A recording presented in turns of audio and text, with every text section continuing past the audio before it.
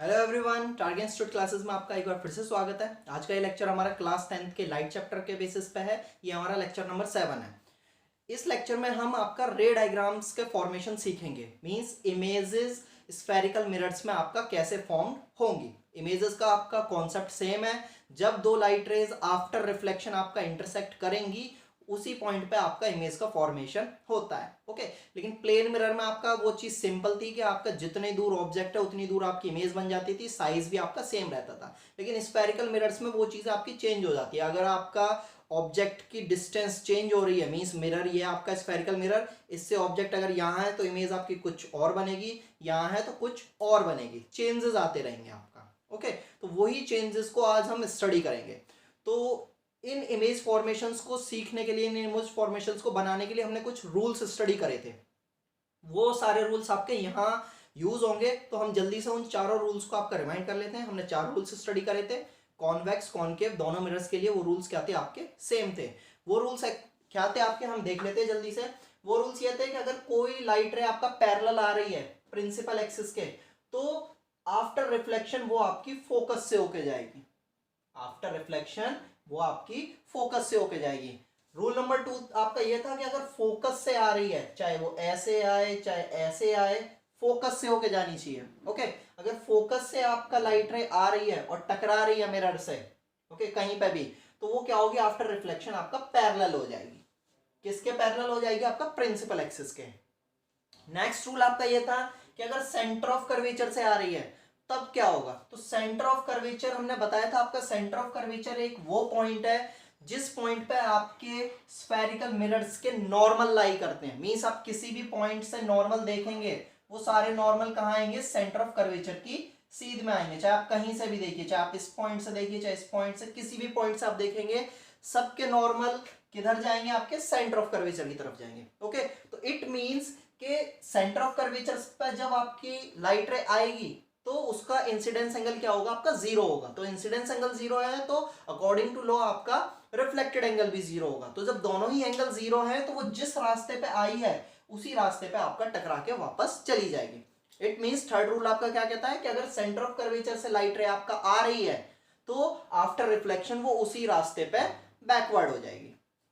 Got it. Next rule आपका यह था कि अगर पोल पे आपका लाइट रे आ रही है तब क्या होगा, आपका जितना एंगल वो बनाएगी इस प्रिंसिपल एक्सिस पे उतना ही एंगल बना के वो आफ्टर रिफ्लेक्शन आपका चली जाएगी। तो ये चारों रूल्स आपके अब यहां पे यूज होंगे रे डायग्राम्स के फॉर्मेशन के लिए। ओके, तो रे डायग्राम्स का फॉर्मेशन हम स्टडी क्यों कर रहे हैं, रीजन क्या है रे डायग्राम्स के फॉर्मेशन को स्टडी करने का।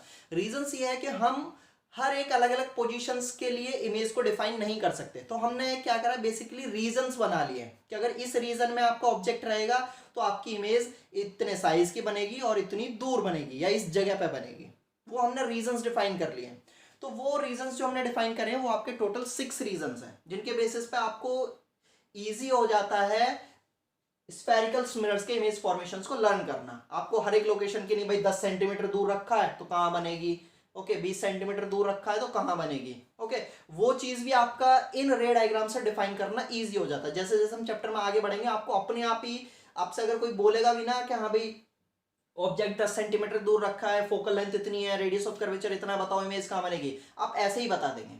ओके, तो उससे पहले आपको ये रे डायग्राम्स बनाना सीखना होगा। तो इन रे डायग्राम्स को बनाने के लिए हमने ऑब्जेक्ट के 6 रीजंस बनाए हैं। ओके, कि मींस ऑब्जेक्ट को अगर इस रीजन में रखेंगे तो कहां बनेगी इमेज, इस रीजन में रखेंगे तो कहां बनेगी, इस रीजन में रखेंगे तो कहां बनेगी। तो जल्दी से हम वो 6 रीजंस देख लेते हैं कि वो रीजन आपके हैं क्या। तो हम वो रीजंस आपके स्टार्ट करेंगे पोल से। हमेशा याद रखिए कुछ भी चीज आपकी स्टार्ट करनी है, ओके, कोई भी डिस्टेंस कैलकुलेटिंग है, इवन फोकल लेंथ नापना, रेडियस ऑफ कर्वेचर को नापना, वो हमेशा आपका पोल से होगा। पोल एक आपका एक जीरो पॉइंट है, एक सेंटर है, आपका मिड पॉइंट है आपका स्फेरिकल मिरर का। ओके, तो वो 6 रीजंस हैं क्या आपके, वो 6 रीजंस हैं क्या। ओके, तो सबसे पहला रीजन है आपका पोल से फोकस के बीच में। पोल से फोकस के बीच में अगर आप ऑब्जेक्ट रखते हैं कहीं पे भी, चाहे यहां यहां यहां, कहां हो ऑब्जेक्ट, बस आपका पोल और फोकस के बीच में हो। ओके, एक रीजन आपका ये हो गया। दूसरा रीजन है आपका एकदम एग्जैक्ट फोकस पे, क्योंकि फोकस पॉइंट आपका डिफाइन है। जैसे ही मिरर का मैन्युफैक्चरिंग होती है, मिरर आपका कोई भी मिरर बन के रेडी होता है, आपका फोकस पहले से डिफाइन हो जाता है और सेंटर ऑफ कर्वेचर भी। ओके, तो दूसरी लोकेशन है आपका फोकस पॉइंट, कि अगर फोकस पे है ऑब्जेक्ट तब इमेज आपकी कहां बनेगी।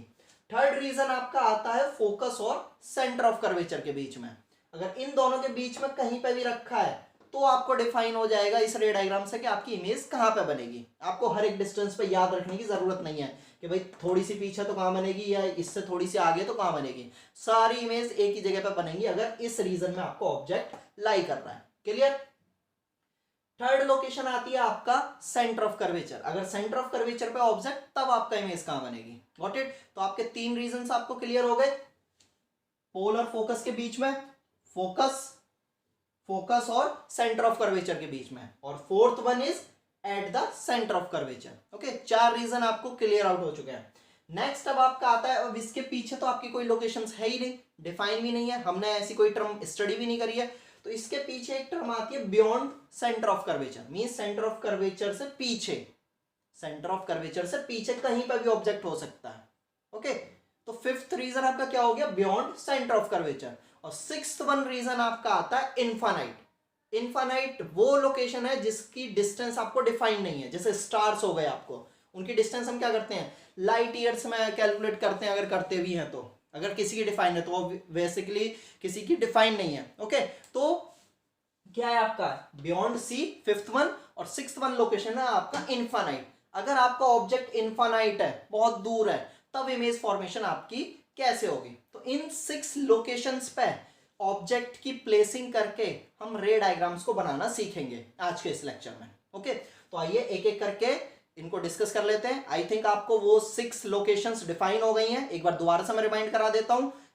रिवर्स टर्म में, infinite, beyond C, at C, between F and C, at F, between P and F. ये आपकी 6 लोकेशन है जिन पे हम ऑब्जेक्ट्स को रखेंगे और अपना इमेज फॉर्मेशन को देखेंगे। ओके, तो सबसे पहले जैसे मैंने रिवर्स में बोला था, सबसे पहले हम देखेंगे when object is eight infinite. अगर ऑब्जेक्ट आपका इनफाइनाइट पे है तब आपकी इमेज कहां बनेगी, कैसी बनेगी, उसका नेचर क्या होगा। तो हम साथ के साथ ये 3 टर्म्स भी डिस्कस करते जाएंगे कि अगर आपका ऑब्जेक्ट उस जगह पर रखा है तो इमेज आपका कहां बनेगी, पोजीशन ऑफ इमेज, उसका नेचर क्या होगा। नेचर दो ही तरीके के होते हैं, वर्चुअल और रियल।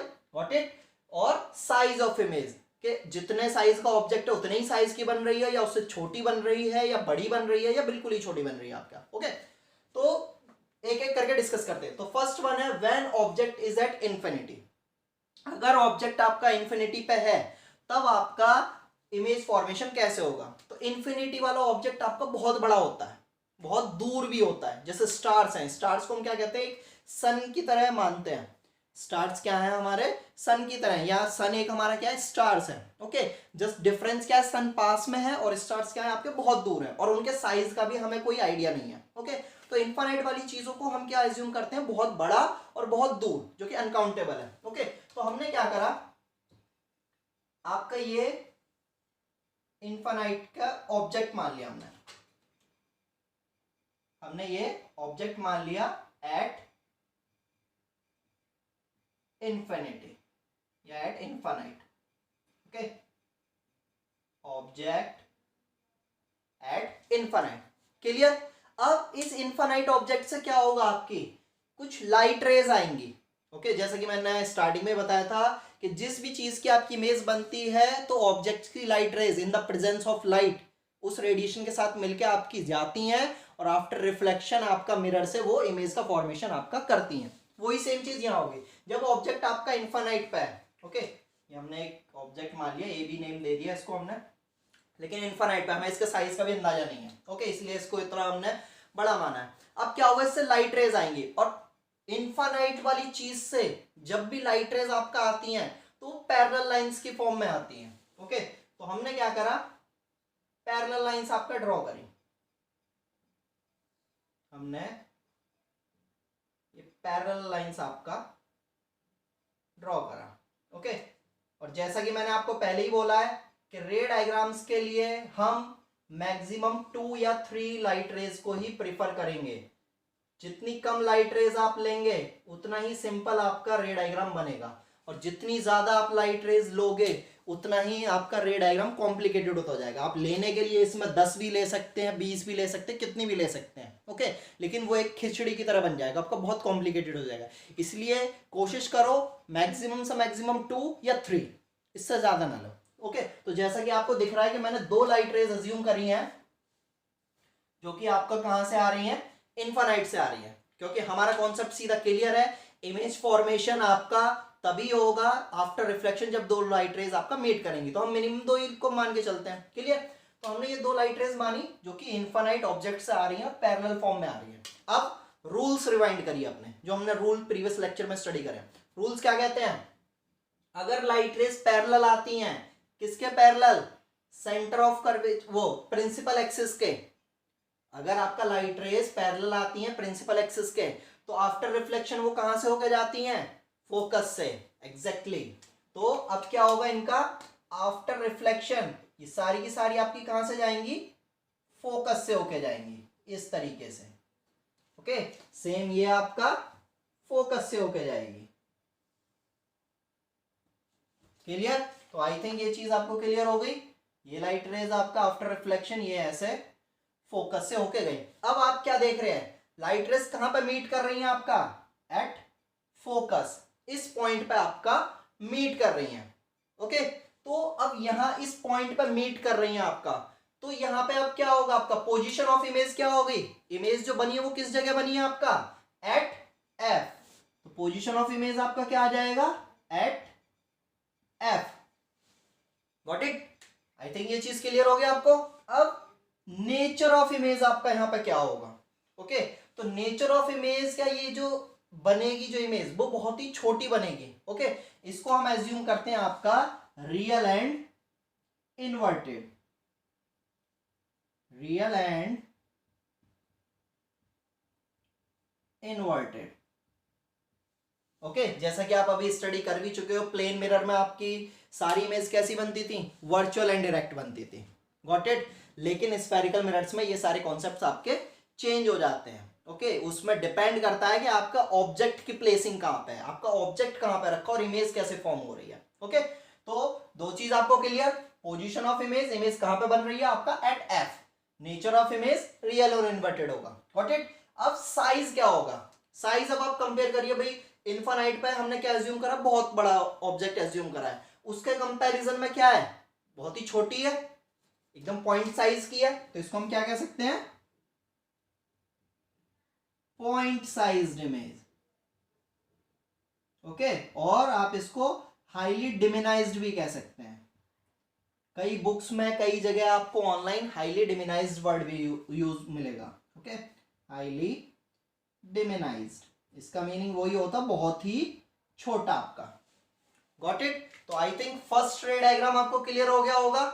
लॉज आपका वो फॉलो कर ही रहा है, लॉज की चिंता मत करिए, लॉज तो वो फॉलो करेगा ही करेगा, लॉज के बेसिस पे ही हमने अपने रूल्स पढ़े थे, बस उस रूल्स के अकॉर्डिंग आप बनाते जाइए। हमने रूल्स के अकॉर्डिंग चले, पैरेलल आई थी, फोकस से होके जाएगी, क्लियर, इंटरसेक्ट कर गई, आपका इमेज का फॉर्मेशन हो गया। बस इमेज के अब आप नेचर से देख लीजिए, कहां पे पोजीशन है, कहां पे उसका नेचर, मतलब नेचर क्या है उसका और उसका साइज क्या है as compared to object. Object बहुत बड़ा था, लेकिन ऑब्जेक्ट के कंपेयर में वो एक ही पॉइंट साइज है। जैसे आपके स्टार की इमेज बनती है, स्टार्स बहुत दूर है आपके, ओके, लेकिन उनकी इमेज हमारे आईज में भी क्या हो रहा है, हमारा इमेज फॉर्मेशन ही तो हो रहा है, ओके। तो हमारे आईज में जो बन रही है स्टार की इमेज क्या है, छोटी बन रही है, बहुत छोटे छोटे दिखाई देते हैं, पर एक्चुअली में क्या है, बहुत बड़े हैं। अगर सन से कंपेयर करें आप, सन तो बहुत बड़ा है ना, उसी ये सेम साइज के होते हैं आपके, या उससे बड़े भी होते हैं। तो स्टार्स क्या दिख रहे हैं, छोटे दिख रहे हैं, ओके। तो जो भी आपका पोजीशन, नेचर और जो साइज ऑफ इमेज डिपेंड करता है, वो डिपेंड करता है आपका ऑब्जेक्ट कहां पे रखा हुआ है, ओके। तो I think first ray diagram आपको क्लियर हो गया होगा। फर्स्ट रे डायग्राम आपसे क्या कहता है, जब ऑब्जेक्ट आपका इनफाइनाइट पे होगा तब आपकी जो इमेज बनेगी वो पॉइंट साइज की बनेगी और फोकस पे बनेगी, क्लियर। अगर आप कॉनकेव मिरर में उस इमेज को देख रहे हैं तो, उस ऑब्जेक्ट को देख रहे हैं तो, ओके। नेक्स्ट है आपका when object is beyond C. Next position क्या आएगी, अब आपके इनफाइनाइट हो गया, इनफाइनाइट से अगली मैंने क्या बताई थी, सी से पीछे, सेंटर ऑफ कर्वेचर से पीछे। नेक्स्ट है आपका when object is beyond C. अब अगर आपका ऑब्जेक्ट सी से पीछे है तब कैसी इमेज बनेगी। ओके, तो सी से पीछे कोई ज्यादा दूर डिस्टेंस नहीं है, आपका ऑब्जेक्ट जो है वो डिफाइनेबल होगा। तो हमने क्या करा, ऑब्जेक्ट को ये मान लिया, अब आपका हमने ऑब्जेक्ट अपना ये डिफाइन कर लिया, ये अब हमारा ऑब्जेक्ट है, नेम दे दिया आपको इसने। ओके,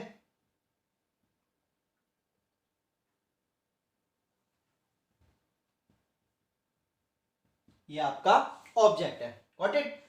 अब जब ऑब्जेक्ट आपका सेंटर ऑफ कर्वेचर से पीछे होगा तब आपकी इमेज कैसी बनेगी, तब आपकी इमेज कैसी बनेगी, क्लियर है। तो जैसा हमने बोला कि जैसे हमने दो लाइट रेज अज्यूम करी हैं, सेम वैसी दो लाइट रेज आप यहां पे अज्यूम करिए और उन दोनों लाइट रेज को आप जैसे ले जाना चाहते हैं अब वैसे ले जाइए।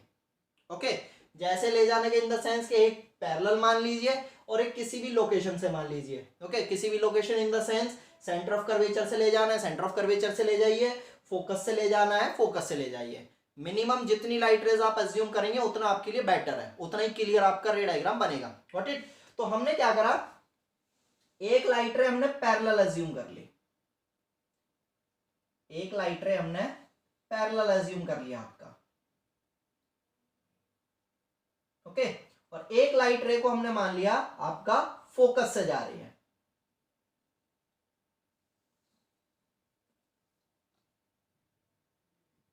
ये आपका फोकस से गई, गॉट इट। दो लाइट रेज आपके हो गए, एक पैरेलल और एक फोकस से। रूल्स पे आ जाइए वापस से, रूल्स क्या कहता है, पैरेलल है तो कैसे जाएगी, फोकस से होकर जाएगी।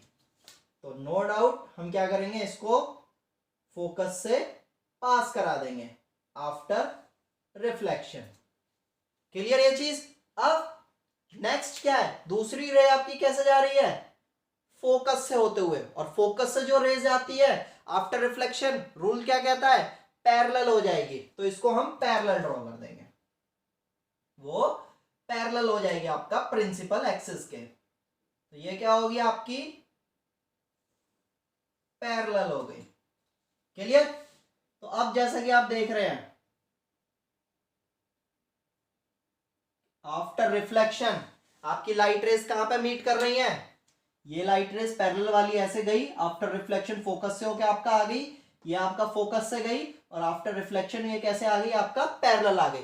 किस पॉइंट पे मीट कर रहे हैं, ये इस पॉइंट पे, कहां मीट कर रहे हैं, इस पॉइंट पे मीट कर रहे हैं, क्लियर।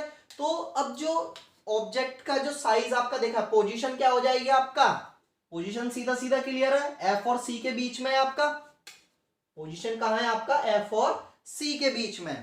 तो पोजीशन में अगर हम लिखेंगे तो क्या आ जाएगा आपका, between F and C. Position अगर हम लिखेंगे तो क्या होगा आपका, between F and C, clear आपको। आई थिंक पोजीशन क्लियर हो गई। नेक्स्ट, नेचर और साइज ऑफ इमेज हम कैसे डिफाइन करेंगे।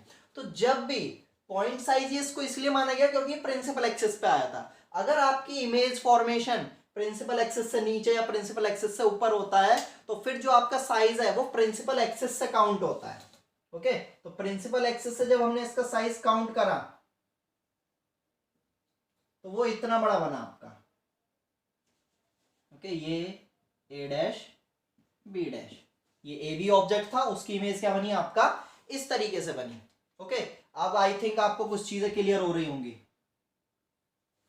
क्लियर है चीज। तो अब आप खुद ही देख लीजिए, ये आपका नॉर्मल इतना था और इसका साइज क्या है आपका, छोटा है एज कंपेयर टू ऑब्जेक्ट। अगर नापेंगे भी तो आप, ये आपका 10 सेंटीमीटर और ये आपका 6.5 सेंटीमीटर अप्रोक्स है आपका। ओके, तो एज कंपेयर टू ऑब्जेक्ट क्या है, साइज क्या है आपका, छोटा है। ओके, और nature of image, nature of image को भी समझिए। नेचर ऑफ इमेज क्या है, रियल इन्वर्टेड। रियल इन्वर्टेड क्यों बोला गया है, क्योंकि वर्चुअल इरेक्ट हमेशा आपकी कैसी होती है, वर्चुअल इरेक्ट जैसी है वैसी ही आपका बन रही है। मींस सर ऊपर है तो सर ऊपर ही रहेगा, पैर नीचे तो पैर नीचे ही, वर्चुअल इरेक्ट में।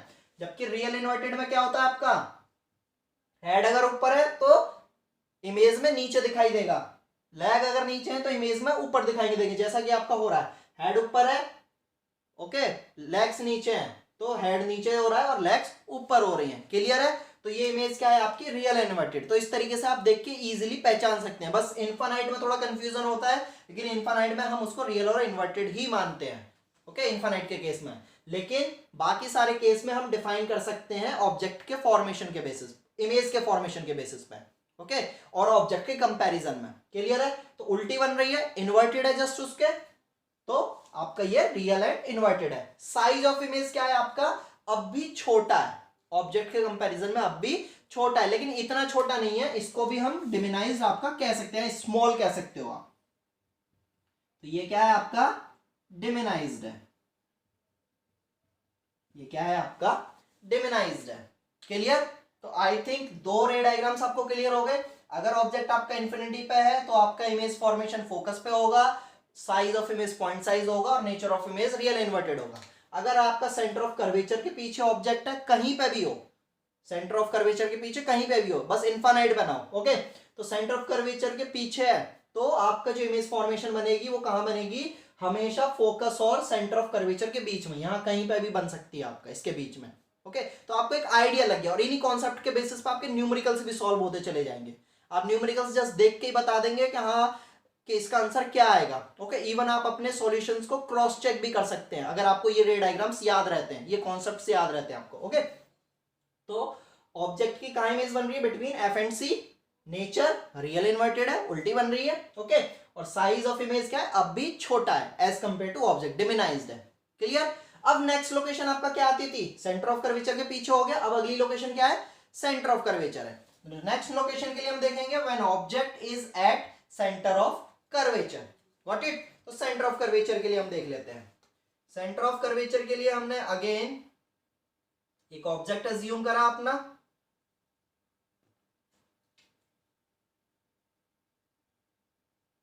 क्लियर। उस ऑब्जेक्ट को हमने नेम दिया ए बी, ये क्या है आपका ऑब्जेक्ट है, ओके। मैं एक बार यहां पे आपका लिख देता हूं कि ये आपका इमेज फॉर्मेशन हुआ है, ये आपका ऑब्जेक्ट है, ओके। तो अब सेंटर ऑफ कर्वेचर के लिए देख लेते हैं हम। सेंटर ऑफ कर्वेचर के लिए अगेन हम देखेंगे कैसे आपका फॉर्मेशन होगा, okay. Again centre of curvature object assume कर लिया है, देन अगेन अब मैं क्या करूंगा, दो लाइट रेज को मानूंगा। दो लाइट रेज आप कैसी भी मान सकते हैं, जैसे कि मैंने आपको बोला एक पैरेलल मान लीजिए, दूसरी आप कैसी भी मान लीजिए, या अगर पैरेलल भी नहीं मान रही है तो दूसरे को मैं सेंटर ऑफ कर्वेचर के थ्रू भी मान सकता था, तो भी क्या होती है आपकी सेम ऐसे ही बनती। जब ये लाइट रेज ऐसे जाती, क्योंकि फोकस वाली तो ऐसे ही आती पैरेलल, और ये light rays centre of curvature से ऐसे जाके वापस ऐसे ही लौटती, तो फिर इंटरसेक्शन आपका होता। तो आप कैसी भी लाइट रेज मानेंगे, इमेज फॉर्मेशन हमेशा आपका सेम ही होगा, ओके। बस अकॉर्डिंग टू रूल आपको चलना है। तो यहां पे अगेन मैं एक पैरेलल लाइट रे मान लेता हूं, ओके। पैरेलल हम इसलिए मान लेते हैं क्योंकि थोड़े सिंपलेस्ट पड़ता है और बनाने में भी आसानी है, ओके। पैरेलल अज्यूम कर लिया एक लाइट रेज को, दूसरी लाइट रेज को मैंने अगेन फोकस से अज्यूम कर लिया, ओके। क्योंकि अब सेंटर ऑफ कर्वेचर से तो अज्यूम कर नहीं सकता, वहां पे तो ऑब्जेक्ट रखा ही हुआ है आपका, ओके। आप पोल से चाहें तो पोल से अज्यूम कर सकते हैं, आप पोल से भी अज्यूम कर सकते हैं अगर उसको करना चाहें, ओके। वो हमारे ऊपर डिपेंड करता है, आप कहीं से भी बनाएंगे हर जगह से आपका रे डायग्राम सेम ही बनेगा, ओके। तो अगेन दो रे डायग्राम्स हमारे, मतलब दो लाइट रेज हमारी अज्यूम हो गई हैं, बाकी सारे पॉइंट्स आपको ये पता ही है, तो आपका पोल है, ओके। तो अब अकॉर्डिंग टू रूल पैरेलल वाली कैसे जाएगी, फोकस से होके, पैरेलल वाली आपकी कैसे गई, फोकस से होके, ये, ओके। थोड़ा टेढ़ा मेढ़ा हो सकता है मेरा फिगर, चलिए। पैरेलल वाली फोकस से होके जाएगी आफ्टर रिफ्लेक्शन, ये आपकी फोकस से होके गई। अब जो फोकस से गई है वो कैसे जाएगी, आपका पैरेलल ही जाएगी, क्लियर। तो थोड़ा रे डायग्राम मेरा हो सकता है कंफ्यूजिंग, तो उसको थोड़ा, क्योंकि स्केल एक्यूरेट नहीं आता कभी कभी आपका,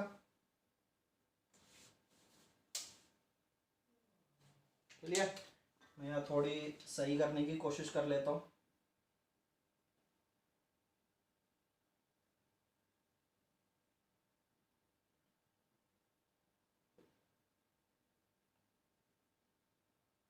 ओके, कभी कभी टेढ़ा भी बन जाता है।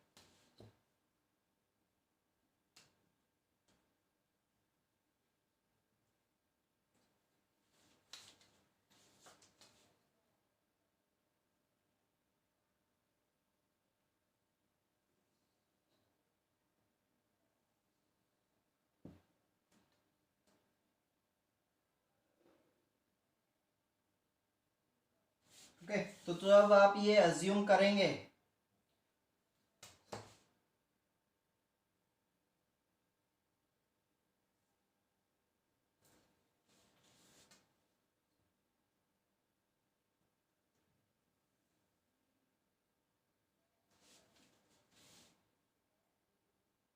क्लियर। अब आपको ये थोड़ा क्लियर हो जाएगा।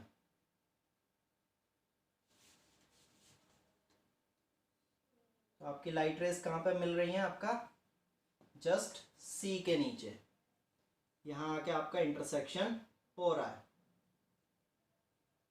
ओके, तो ये ए डैश और बी डैश आपका इमेज फॉर्मेशन हो गया। हम इसको एक बार दोबारा से डिस्कस कर लेते हैं, थोड़ा लाइन में टेढ़ा हो जाता है। ओके, तो ये हमने ऑब्जेक्ट एज्यूम करा था आपका। इस ऑब्जेक्ट से दो लाइट रेज को हमने माना, एक पैरेलल और एक आपका फोकस से हो गए। पैरेलल वाली आफ्टर रिफ्लेक्शन कैसे जाएगी? आपका फोकस से होके, क्लियर। और जो फोकस से गई है वो आफ्टर रिफ्लेक्शन कैसे जाएगी? आपका पैरेलल जाएगी। ओके, दोनों कहाँ इंटरसेक्ट कर रही है? आपका जस्ट सी के नीचे।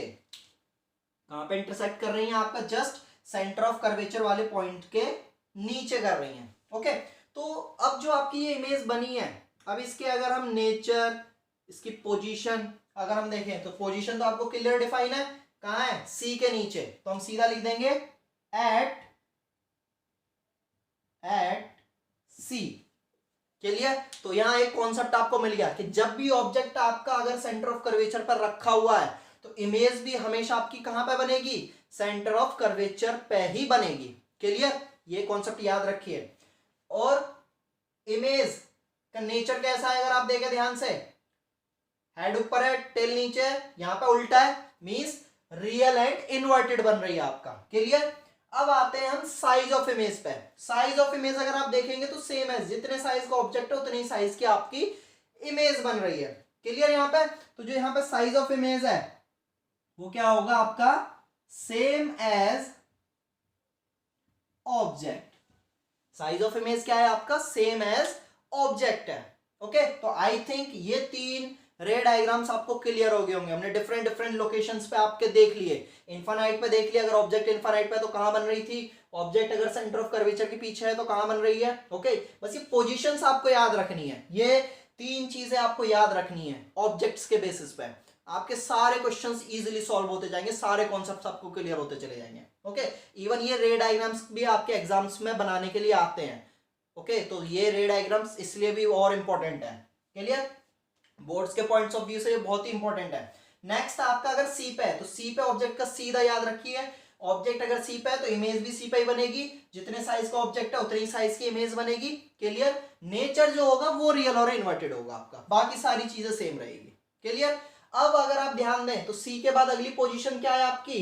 एफ और सी के बीच में। तो नेक्स्ट हम वही देखेंगे कि अगर आपका ऑब्जेक्ट अब एफ और सी के बीच में रखा है, हमेशा जो नेमिंग स्टार्ट होगी वो आपका पोल की तरफ से ही स्टार्ट करनी होती है। इस चीज का भी ध्यान रखिए। कई बार गलतियां क्या करते थे बच्चे, कह देते कि सी एंड एफ के बीच में, ऐसे नेमिंग स्टार्ट नहीं करते, हमेशा पोल से स्टार्ट करी जाती है, क्लियर। तो अगर अब आपका ऑब्जेक्ट एफ और सी के बीच में है, इन दोनों के बीच में है, तब आपकी इमेज फॉर्मेशन कैसी होगी? तो अगेन हम फिर वही काम करेंगे। एज्यूम करा हमने ऑब्जेक्ट अपना, एफ और सी के बीच में हमने एज्यूम कर लिया, ये आपका ऑब्जेक्ट। ओके, अगेन इसको हमने नेमिंग दे दी आपका ए बी, क्लियर। अगेन फिर मैंने आपको क्या बोला कि इस ऑब्जेक्ट से आपको दो लाइट रेज एमिट करवानी है, एक अगेन वही मैंने पैरेलल, एक लाइट रे हमने पैरेलल अज्यूम कर ली, क्लियर। नेक्स्ट चाहे तो आप अब सेंटर ऑफ कर्वेचर से भी पास करा सकते हैं, क्लियर, या आप अगर चाहें तो फोकस से भी पास करा सकते हैं। क्लियर? जैसे आप चाहें वैसे आप इसको पास करा सकते हैं। तो अगर आप फोकस से कराते हैं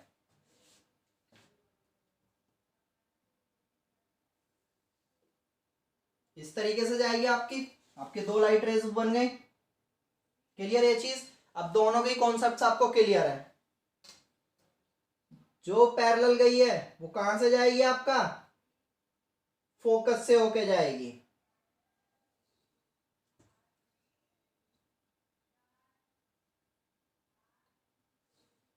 वो कैसे जाएगी? आपका फोकस से होके जाएगी। क्लियर? और जो आपकी फोकस से होके गई है वो कहां जाएगी? आपका पैरेलल जाएगी। वो कहां जाएगी? आपका पैरेलल जाएगी। ओके, मेरा डायग्राम्स थोड़ा इधर उधर हो सकता है क्योंकि मैं एकदम प्लेन बोर्ड पर बना रहा हूं वर्टिकली, थोड़ा वेरिएशन आपका आ सकता है। ओके, पर इमेज लोकेशन सेम आएंगे। तो अब इंटरसेक्शन आपका कहां हो रहा है? इस पॉइंट पे। ये पॉइंट कहां है आपका? अगर देखा जाए सी से पीछे, ये पॉइंट कहां है आपका? सी से पीछे है। क्लियर है आपको? दोबारा से यहां डिफाइन कर लेते हैं। ये आपका ऑब्जेक्ट था। ओके, लाइट रेज ली, आफ्टर रिफ्लेक्शन कहां पे इंटरसेक्ट कर रही हैं? इस पॉइंट पे। यहां क्या बन रही है? आपकी इमेज बन रही है। ओके, तो अब एक एक चीज, पोजीशन ऑफ इमेज कहां है? Beyond C. Position of image beyond C, C से पीछे, बियॉन्ड सी, सी से पीछे बन रही है इमेज। नेचर ऑफ इमेज क्या है? अगेन रियल इन्वर्टेड है, उल्टा फॉर्मेशन हो रहा है आपका। क्लियर? साइज ऑफ इमेज क्या होगा? साइज ऑफ इमेज अगर आप देख रहे हैं तो आपके ऑब्जेक्ट से बड़ी इमेज बन रही है, आपके ऑब्जेक्ट से बड़ी इमेज बन रही है, तो उसको हम कहते हैं एनलार्ज्ड। एनलार्ज्ड। क्लियर है ये चीज? तो आई थिंक यहां पे आपके एक और ट्रिक भी मिल गई होगी। ट्रिक क्या मिल गई है आपको? सीधा देखिए, इन दोनों में कंपैरिजन करिए। अगर ऑब्जेक्ट सेंटर ऑफ कर्वेचर के पीछे था तो इमेज कहां बन रही थी? आपका एफ और सी के बीच में बन रही थी। क्लियर? यहां देखिए, अगर ऑब्जेक्ट आपका एफ और सी के बीच में है तो इमेज कहां बन रही है? सेंटर ऑफ कर्वेचर के पीछे। जस्ट इसका वाइस वर्सा। तो ये याद करना भी बहुत ईजी है, बस आपको लोकेशंस याद रखनी है। अपना लोकेशंस 6 हैं आपकी, infinite, beyond C, at C, between F and C, और एट एफ, और बिटवीन पी एंड एफ, जिसमें से 4 हम ऑलरेडी अभी यहां डिस्कस कर चुके हैं इजीली। और चारों में आपको रिलेशंस भी दिख रहे हैं। इन दोनों में आपको रिलेशंस दिख गए। अगर सी से पीछे है आपका तो आपका एफ और सी के बीच में बन रहा है, और अगर एफ और सी के बीच में है तो आपका सी से पीछे बन रही है। क्लियर? अब आपकी बची दो लोकेशंस। उन दो लोकेशंस वो क्या क्या है आपकी? एफ और पी। तो उन लोकेशंस को भी अब हम डिस्कस कर लेते हैं कि अगर आपका एफ और पी के बीच पे है तो अब कैसे बनेगा, और एफ पे है तब आपका कैसे ऑब्जेक्ट का फॉर्मेशन होगा। ओके, अगर आपका ऑब्जेक्ट फोकस पे है तब कैसे आपका फॉर्मेशन होगा, और अगर पोल और फोकस के बीच में है तो तब आपकी कैसे इमेज फॉर्मेशन होगा। क्लियर? तो बहुत ही इजी है रे डायग्राम्स, बस आप समझते जाइए, सारे आपके एक तरफ से हो जाएंगे। क्लियर? तो नेक्स्ट लोकेशन अब हमें क्या लेनी है? हमारा एफ और सी के बीच में हो गया। अगली लोकेशन है आपका एफ, एट एफ, या हम बोले फोकस पे। ओके, तो अब अगर हम ऑब्जेक्ट को फोकस पर रखते हैं तब कैसा इमेज फॉर्मेशन होगा आपका? तो जस्ट फर्स्ट वाले को आप अपना रिमाइंड कर लीजिए, जो हमने आपका फर्स्ट वाला बताया था। फर्स्ट क्या था? इनफाइनाइट पे अगर ऑब्जेक्ट है तो आपका कहां पे बन रही है इमेज? फोकस पे। उसका जस्ट रिवर्स, अगर फोकस पे है तो इमेज कहां बनेगी आपका? इनफाइनाइट, बिना कहे। ओके, तो सेम वही अगेन एक पैरेलल मान लेंगे। क्लियर? दूसरी लाइट रेज आप कहीं से भी ले सकते हैं। आपको अगर पोल से लेनी है तो आप पोल से भी ले सकते हैं। ओके, और सेंटर ऑफ कर्वेचर से लेना है तो आप सेंटर ऑफ कर्वेचर से भी ले सकते हैं। क्लियर। तो दूसरा हमने मान लिया आपका पोल वाला आपका आफ्टर रिफ्लेक्शन इस तरीके से चली जाएगी।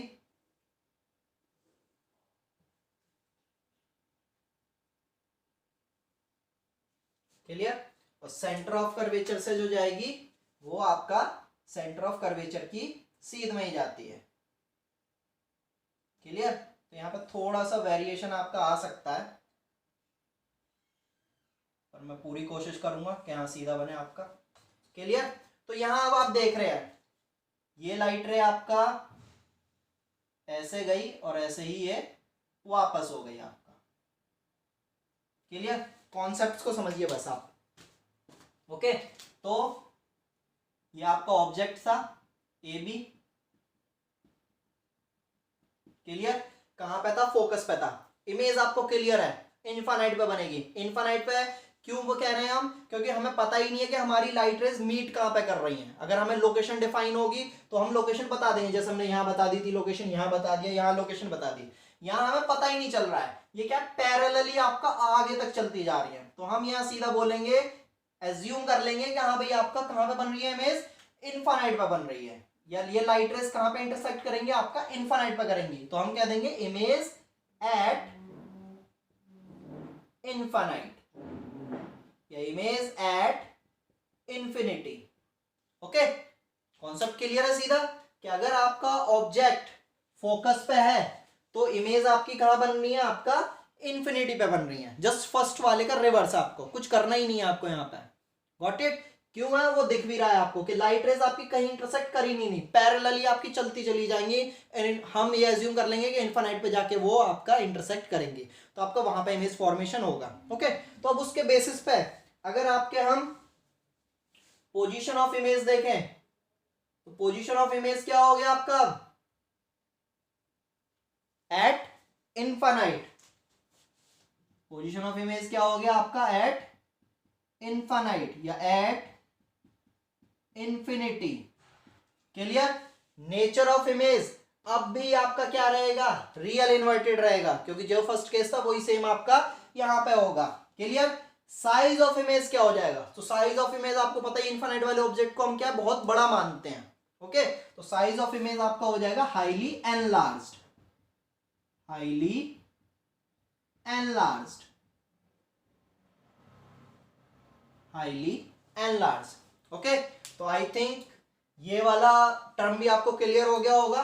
ये आपका फिफ्थ टर्म है, मींस फिफ्थ लोकेशन है आपका, कि अगर आपका फोकस पे रखा है तो आपकी इमेज इनफाइनाइट पे बननी है, उसका नेचर रियल इन्वर्टेड होगा और साइज ऑफ इमेज बहुत बड़ा होगा आपका। क्लियर। अब नेक्स्ट लोकेशन आपकी क्या बचती है? P और F के बीच में। क्लियर। तो अब हम P और F के बीच में आपका बनाना सीखेंगे। तो नेक्स्ट हम ले लेते हैं अब आपका between P and F। Between P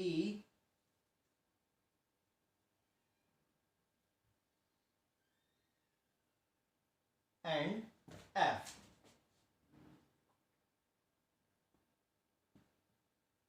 between P and F। Clear. आपकी लोकेशंस यही है, C, ये आपका F लोकेशन। अब हमें ऑब्जेक्ट कहाँ एज्यूम करना है? आपका यहाँ पे। ओके। तो अगेन हम ऑब्जेक्ट को एज्यूम करते हैं P और F के बीच में। ये आपका ऑब्जेक्ट हमने माना। क्लियर। अगेन ऑब्जेक्ट से फिर हम क्या करेंगे? आपका लाइट रेज एमिट करवाएंगे। लाइट रेज कैसे एमिट? एक लाइट रे, अब आप जैसे भी चाहे पैरेलल लेनी है तो फिर आप पैरेलल ले सकते हैं। ओके। तो जैसे भी आप लाइट रेज लेंगे वो आप ले सकते हैं। क्लियर। तो यहाँ पे अब हम थोड़ा अलग तरीके से मान लेते हैं, और इस बार हम पोल से लेके देख लेते हैं, जिससे आपको क्लियर हो जाए कि आप कहीं से भी लेंगे आप लाइट रेज, आपकी इमेज की जो लोकेशन है, इमेज की जो साइज है, इमेज का जो नेचर है वो आपका सेम रहेगा। दूसरा हम एज्यूम कर लेते हैं आपका सेंटर ऑफ कर्वेचर की सीध में। Okay. Means centre of curvature के सीध में आपका लाइट रे जा रही है। क्लियर? ये दो लाइट रे आपका गई, एक ये सेंटर ऑफ कर्वेचर की सीध में गई है बिल्कुल नॉर्मल के थ्रू, और एक ये आपका पोल पे गई है। तो जो सेंटर ऑफ कर्वेचर की सीध में गई है तो वो आफ्टर रिफ्लेक्शन क्या होगी, वापस ऐसे रिफ्लेक्ट हो जाएगी, वो आपका यहाँ पे इधर रिफ्लेक्ट हो जाएगी और ये ऐसे आगे जाती रहेगी। क्लियर? अब नेक्स्ट आपका जो पोल से होके गई है, तो जितना एंगल उसने यहाँ बनाया है, जितना एंगल उसने यहाँ बनाया है उतना ही एंगल बना के क्या होगी, वो आपका रिफ्लेक्ट होगी। उतना ही एंगल बना के क्या होगी, वो आपका रिफ्लेक्ट होगी। तो अगर हम इसको फॉर्मेशन करें तो ये इस तरीके से आपका कुछ जाएगी लाइट रे। क्लियर?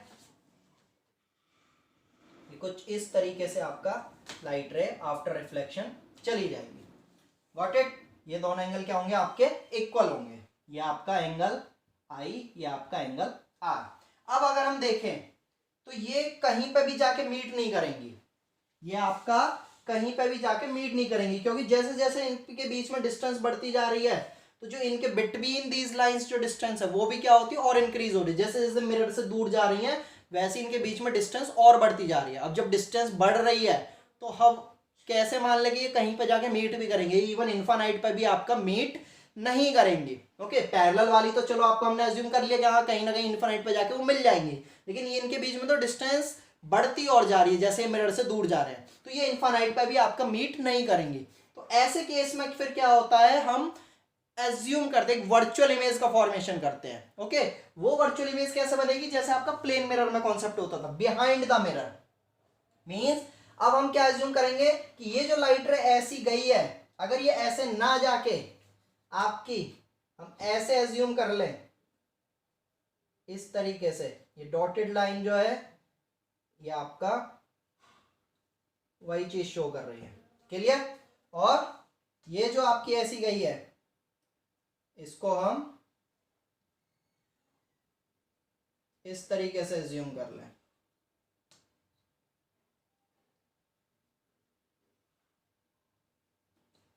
क्लियर? तो अब अगर आप देखेंगे तो ये आपका कहां जाके इंटरसेक्ट हो रही है,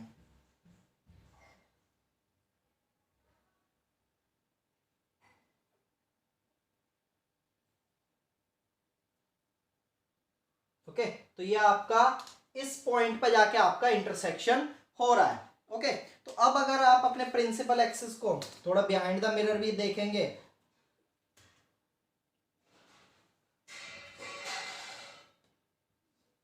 तो बिहाइंड द मिरर अगर हम अपने प्रिंसिपल एक्सिस को देखें तो यहां आपका इंटरसेक्शन हो रहा है। मींस हम क्या कर रहे हैं, अपीयर्स टू मीट इनको एज्यूम कर रहे हैं, एक्चुअली मीट नहीं हो रही हैं, अपीयर्स टू मीट एज्यूम कर रहे हैं। तो अब आपके समझ में सब कुछ आ रहा होगा। क्लियर? कि जब आपका ऑब्जेक्ट पोल और फोकस के बीच में रखा रहेगा, ओके, या पोल और फोकस के बीच में कहीं पे भी होगा, तो उसका जो इमेज फॉर्मेशन होगा वो बिहाइंड द मिरर होगा, क्योंकि आगे मिरर के फ्रंट में वो कहीं पे भी इंटरसेक्ट नहीं करेंगे, इवन इनफाइनाइट पे भी इंटरसेक्ट नहीं करेंगे। तो वो कहां पे इंटरसेक्ट करेंगे, आपका पीछे बिहाइंड द मिरर।